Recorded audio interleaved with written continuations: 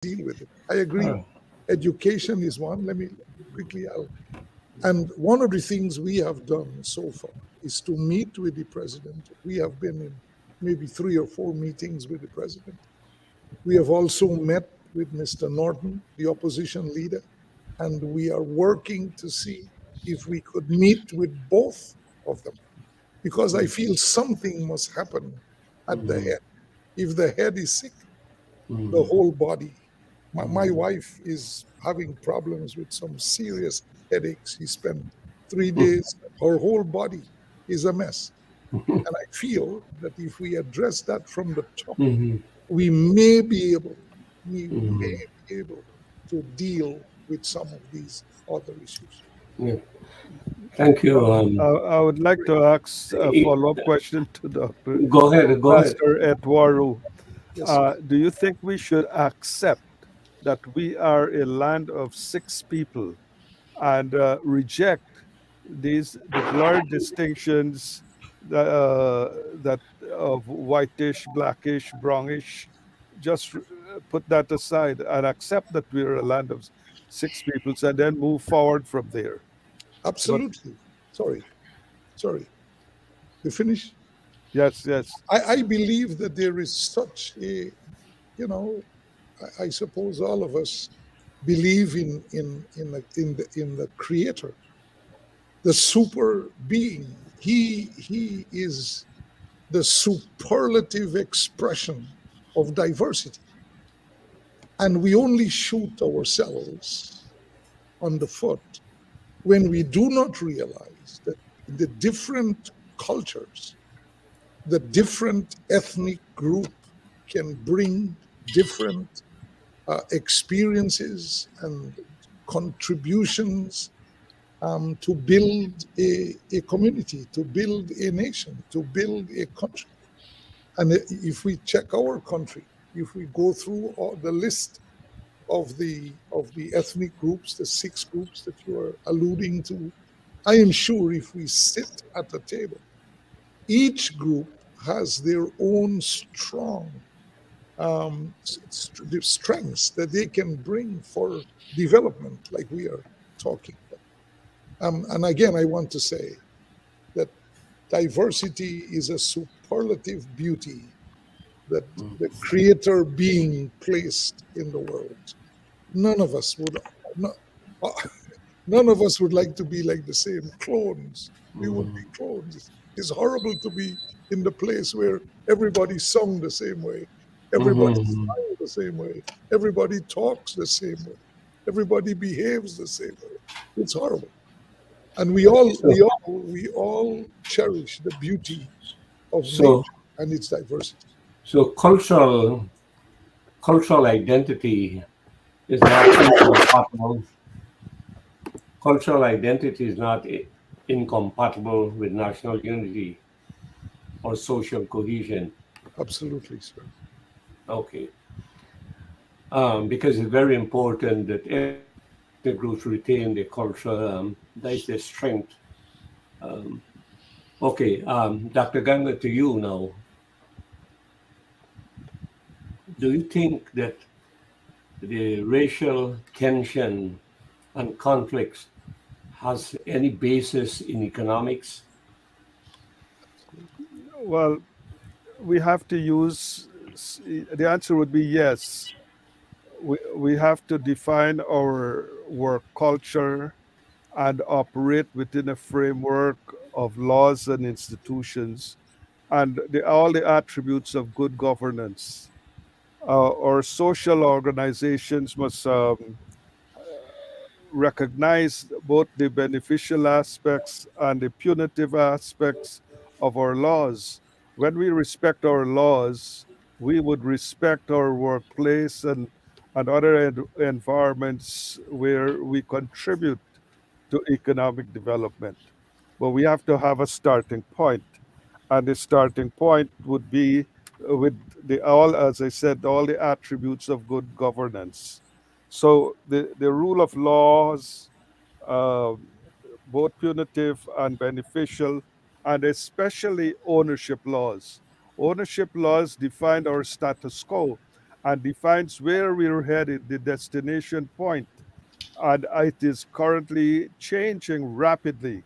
And we have to be cognizant of those changes.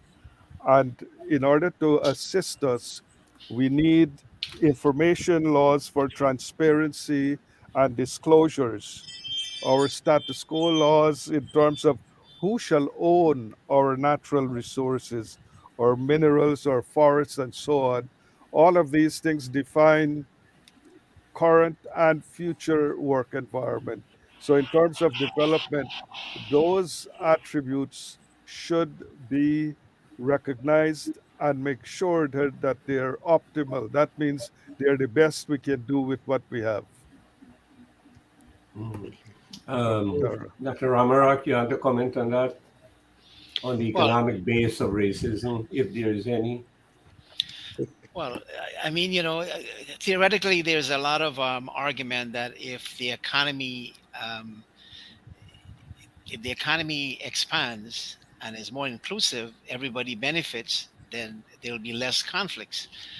But there are also studies that shows that as the economy develop, some people may end up, benefiting more from the largesse and the goods and services and so on because they may have more resources. And I think uh, to break that down from the theoretical to the practical, um, there are arguments being made in Guyana today, which is a myth. I mean, it's a myth. Like we continue to say Guyana is a country of six races. That may have been in the past, but when you add the Amerindians, mixed Indians, and Africans, you have over 95% of the population, right?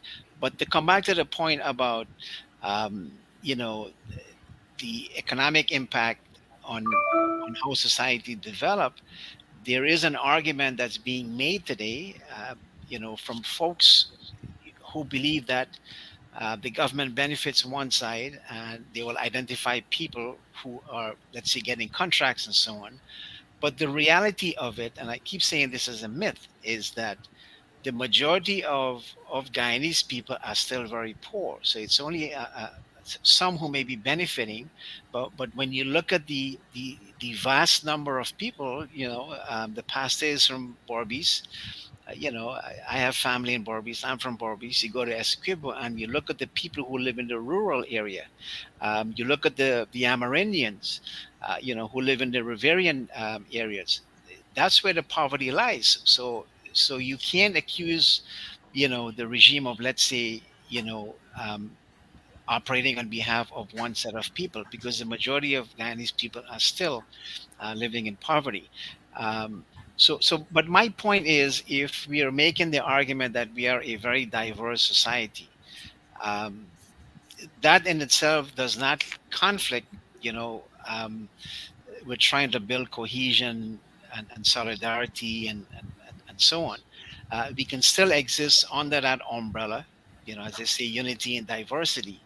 Uh, but we have always been arguing that perception, where you have people accusing, let's say, the government of practicing, let's say, apartheid, that perception, I believe, and we have been arguing over the years, that can be addressed if you have, a program whereby you can take the data that you have and assess it and look at the target groups who are benefiting. Are the Amerindians benefiting from certain programs, for instance? And if that's not the case, if they're benefiting disproportionately, then that data should help to guide policy, and target, Mhm. right, in the next round of allocation of resources, target those specific communities. And I think if you do that, it kind of takes the weaponization away from those who may be accusing you of being overhanded and being, in a sense, Is, overrepresented in one direction and favoring one community. is So this from the a same thing that Ravi Dave was talking about, the ethnic impact statement? Is that what you're getting at?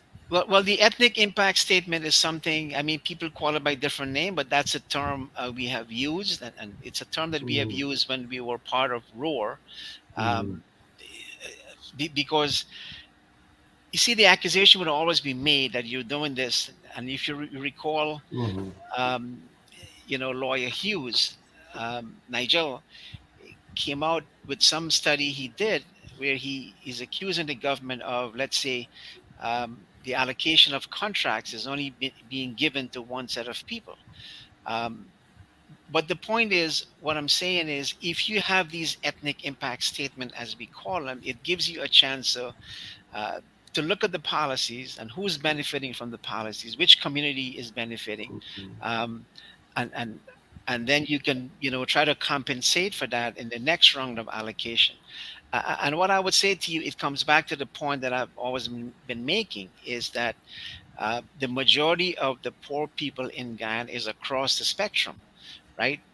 So that ethnic impact statement will help to address those issues and take away the weaponization, Mhm. um, in terms of what people are doing to try to make the argument that this is an apartheid state.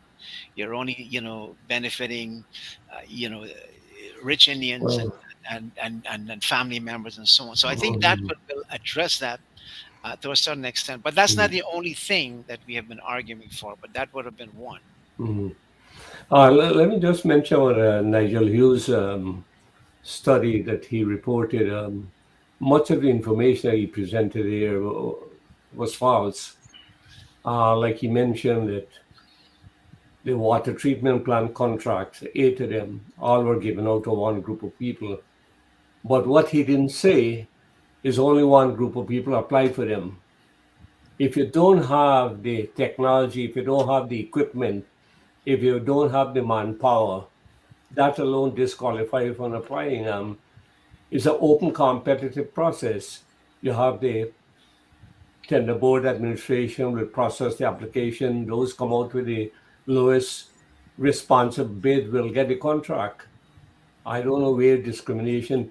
You can only prove discrimination if you say you have 501 group and 501 group, and both of them got equal qualifications, and you choose that five and you didn't choose that five. Otherwise, you can't prove discrimination. You can only bring up bogus figure and make comparisons. And I mean, where only one group is applying for a contract, which is publicly lit, how can you claim that there's discrimination in that? And then he went on to the public hospitals saying they give contracts only to two vendors or one ethnic group. Go back, we did a research, we find that it's totally false. Several vendors get contract, and you only talking about the Georgetown. Each one of the regional hospitals got their own contracting awards that they can make, etc. But anyhow, coming back to that, Yeah. Well, Tari, if that, mm, let's assume that is true, right? One of the things we have also said is that, for the sake of argument, right? One of the things that we have said also is that you can have some kind of affirmative action program where you mm, can help, disadvantaged group, um, to kind of provide them with the resources to ensure that they can become competitive, right? That the way affirmative mm, action, if you can make the argument that, well, some people may not be very adept at creating, expanding businesses and so well, on, then you can get that assistance from the government. So that would be I, where the affirmative I, action I piece can come tell in. you that the government is doing that with a small business grants. They're going into vulnerable communities and they're giving them startup plus you have the part-time job and the whole sort of thing they're doing is a kind of a formative action. Yep. But as a formal policy, a formative action, I'm not against it. But like Winston Jordan, when he was Minister of Finance, he advocated, you have the Amerindian Development Fund. So he's arguing for a similar thing for the African Development Fund. If they can set up that, I will support that and give it to the neediest of the needy among the African population in distress and depressed areas. That is something you can support and it will be consistent with the decade of the Africans the United Nations dedicated to. But what is a bit disingenuous is when you use wrong figures, present wrong data to people, and you convince them that there's massive discrimination against one group, when in fact that is not the real. As you rightly said, the reality is completely different. And when you look at other sectors, even if you award a contract, say three people apply there, three different reasons, you give one to one ethnic group. Let's say that happened to be an Indian. When he gets a contract for $1 billion or $10 billion, who he's hiring as the technical people most of the time is non-Indians. So all the money that he gets is not going to his pocket. He's going to pay out for machinery, material, the people who work with him, etc. So they're only a narrow lead. They don't look at who benefited at Broadway. I'm an Indian, but I spoke to a big contractor in Guyana. He got most of his workers are non-Indians, but they don't tell you that. They come with big figure. Oh, only Indian get contract and this and that. Anyhow, let's. So, what do you all think about this African Development Fund? Before we start off on that track, may I make a comment, Tara? Yeah, go ahead. Okay, there's some schools of thought in terms of how society should advance, especially in terms of economic development. The the belief that it is necessary to have income distribution disparities in order for society to take the necessary investments to advance. Some believe that income distribution gaps are essential. I don't subscribe to that. In other words, they would say income equality is communistic and utopian. We don't have to go to that extreme. We can look at what is what should empower our current population in terms of reaching their long-term goals. So what Nigel Hughes had talked about was essentially short-term in terms of allocation of government contracts. What he should have addressed is land, more tangible forms of um, progress, land and natural resources and their ownership. So if he had addressed assets and the status quo, who shall own what in terms of those long lived assets, he would be serving all of our communities. If we address that, we'll be serving our communities not only in the short terms to get jobs and contracts and so forth, but what will happen in the future? Who shall own our natural resources and how shall they be deployed for the benefits of the population? Now, the affirmative actions programs are essential to balance the system as well, but that's in the short term. You know, we have set asides in the United States 10% Mm, here, 10, mm, 15% there, and so forth. That's a short term balance. We need to look at both the short term and the long term balance of the economic system.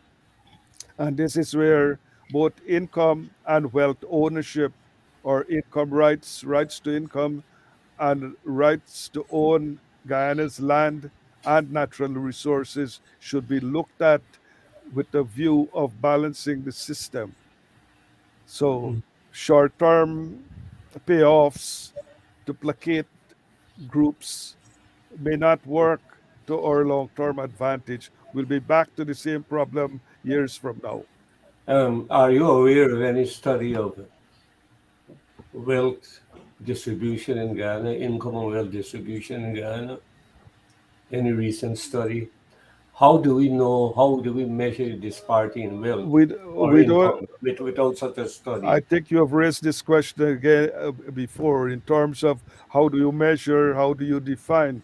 I'm not looking at all forms of wealth like jewelry and how much you know things you have in the homes and what you have acquired over your lifetime. I'm looking at the resource aspects of wealth. The resource meaning land, like Blackbush polder, like Canals polder, and those allocations of land, people can live and also supplement their incomes. If you don't have income supplements and opportunities for that, those small houses that we build around the city and in where we closed down those sugar factories, like back of Diamond Estate, that extend the housing till up to the waterfront there, in the reservoirs that we have. I forgot the name of the reservoir.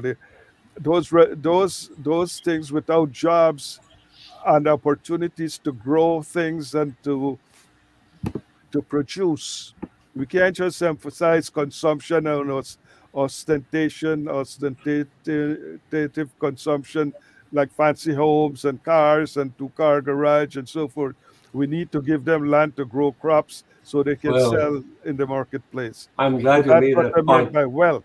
I'm glad you made that point, but from a perception point of view, whatever disparity might exist, the base for that will be in a thing called deferred gratification, where you just mentioned, if I'm going to consume immediate gratification, if if I'm not going to save, you and I earn the same amount, but I'm going to save, I'm going to invest, I'm going to prepare to buy a house when my children married. But if you're going to spend, you can't come back and tell me that you got a house and car and you don't got nothing when you spend it. You see, we got to look. That's why I'm very wary about this income and wealth problem, because both of us can work the same money, but yet in a couple of years' time, I'm got the same size of family. You got a house, you got a car, I have nothing. Because my lifestyle, I like to spend, I like to go out, I like fancy dress, etc. So anyhow, that's it. I just want to call. We got a couple more minutes. I want to go to the Reverend now. We have an institution called the Ethnic Relations Commission, which is a very powerful body in Guyana. It has powers of sanction, executive authority too. If, for example, during this election campaign, if a political party preach racism or any kind of race baiting, they have the power to disqualify them from running in the election. Now, did you have any meeting with the Ethnic Relations Commission, and what role you think they can play or they have been playing? How effective are they? Yeah, well, maybe I need to start at that point. I think that they were pretty much very defunct. Now they think Yeah, they they're are back. they are resuscitating it. I don't know at what level they are, but let me It's fully set yeah, up. okay. Let me quickly backpedal there on the economic part. Quick, just one or two sentences. That this whole idea of giving people maybe lump sum money or whatever, you think of the diaspora. You know, people who came here, some of them had nothing. They had to start from scratch, but they were given, like Mr. Ramdas was saying, they were given an opportunity to work, they have jobs, and given an opportunity to build themselves up. I feel we need to consider that. Coming back to your point, I don't I heard that they have resuscitated it, but I've not had the opportunity to meet with the new people. I know John Smith, Reverend John Smith, was leading it before the election and that kind of stuff. And I don't think he's any longer the leader of it. They have some new people. Right, right. But I have not met with Okay, those people. I would like to do that. okay, Actually, we are due for a meeting with some okay. of the key And denomination leaders. what role you think they can play to mediate Yeah, yeah. But I this feel tension? that was very sad that it came out that even the president made a remark about that. Because there were some church leaders who felt that the president reached out to us in the diaspora, which he did not. It happened by accident that a gentleman who is a pastor over here, went to Guyana, met with the president, and that's how it all started. And we asked him if he would be willing to meet with the ecclesiastical leaders in Guyana, and he conceded. That's how we were able to meet with them. So we are really hoping that we'll be able to bridge the gap. He was saying that where was the church during the impasse? Where was the church? The church had no voice. Nobody was said very much. I think one or two people wrote letters, but the ethics committee was defunct. Defunct, yeah. And if we could have something like that, They revived that too. and set up, then in an impasse, hopefully they'll be able to do something. Yeah. Let me ask Dr. Baytoram, what role you think the Ethnic Relations Commission should play now that they have been revived? Yeah. I mean, looking at the previous role that the ERC has played, I don't think it has been very effective, to be honest with you. It comes back to the point we made before about institutions and the role they play. I think politicians will do what they want to do and what they feel would be the best, for them to do in terms of winning elections. The problem is, I don't see that sort of a culture in Guyana as yet, where you have credible people who can be on this commission, who will have a serious voice. I mean, there have been reports that the commission does not reflect. I don't know how true it is, but I've read that it doesn't reflect the youth, population well. I don't know how credible those people might be. They might very well be. I don't know. In terms of assessing, statements and analyzing them and then making pronouncements. But again, it's a small organization that is attempting, in a sense, to fix a bigger problem which has been institutionalized over the years, and so it remains to be seen. But it is a voice, which can speak out. But I think these institutions inevitably, in a divided society like ours,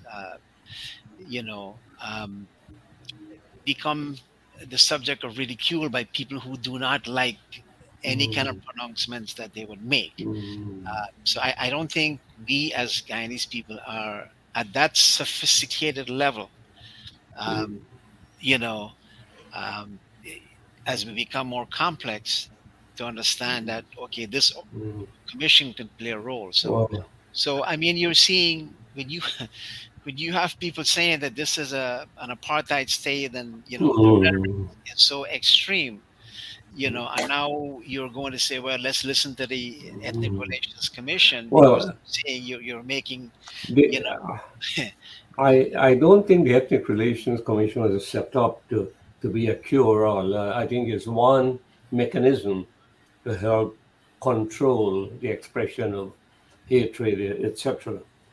And other societies like the UK, for example, has set up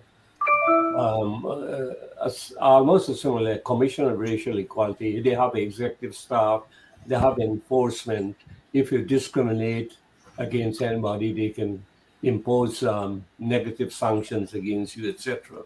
I think this ethnic commission now, they always had, but they had weak people, as you rightly said. But now I think they have a better selection of people, and they have the mandate now. The government told them they're completely independent. It's a constitutional institution, just like the judiciary. So politicians cannot interfere, at least at the theoretical level. So let's see what they will do. They're working on the work program, on the agenda. So at least that is one way one mechanism people can use to help tone down the bitter and caustic rhetoric that normally accompany elections and even election campaigning, etc. I think we we have run out of time actually. So what I'll do, I'll ask each one of you to make your closing statement. I'm sorry because they always run so fast. So, Reverend, let's start with you. Your closing statement. Yeah, I am very grateful for this honor that you have given me, Dr. Singh, and to be with all the distinguished guests and the host of the Guyana Dialogue. I hesitated to send you an email, but Dr. Tara Singh ran ahead of me and bridged the gap. I was waiting for this opportunity. I feel that may the good Lord give us the strength and the wisdom to be able to make a dent in this terrible pandemic that has affected our nation for more than 6 decades. And if there is a legacy we want to leave for this generation and the next, that we will be able to hopefully set them on a more peaceful, a more a life of understanding of the an acknowledgement of the beauty of diversity, and hopefully rid ourselves of this bitter problem that has affected our country. And while you're talking about the ERC, one of the problems there is that, again, is political polarization, because a lot of these people come from one political party or have been appointed by that party. And once that goes on, we will forever have this problem. Yeah. So may Thank God you. help us. Thank you very much, Dr. Baytoram. Well, we're in a time period when there's going to be dramatic changes in Guyana, whether we like it or not. And all of us are keeping our fingers that it is going to be for the benefit of all Guyanese, and it's going to be a break from the past.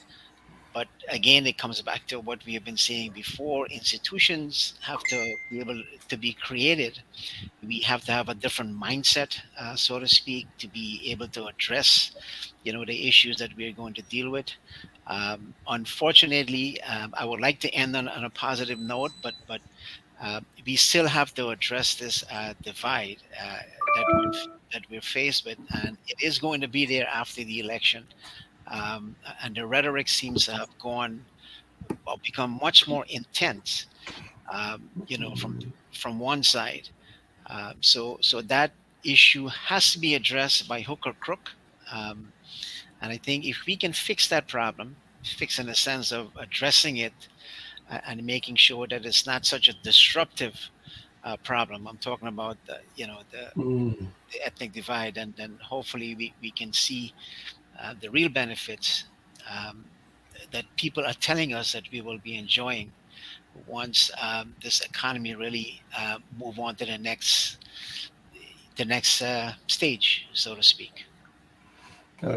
Thank you very much, Dr. Baytoram. Dr. Ganga, your closing comments. Yes, just looking forward, um, I think all six races should have ample opportunities for advancement in all the different ways, and especially in terms of supplementing their incomes through land ownership. Oil sector will not employ all these Guyanese all across the country. So we have to start now to make sure that they are empowered, and empowerment through land ownership to supplement their incomes. Those who are fortunate to get hired and be affiliated with the oil sector and so forth, may God bless them.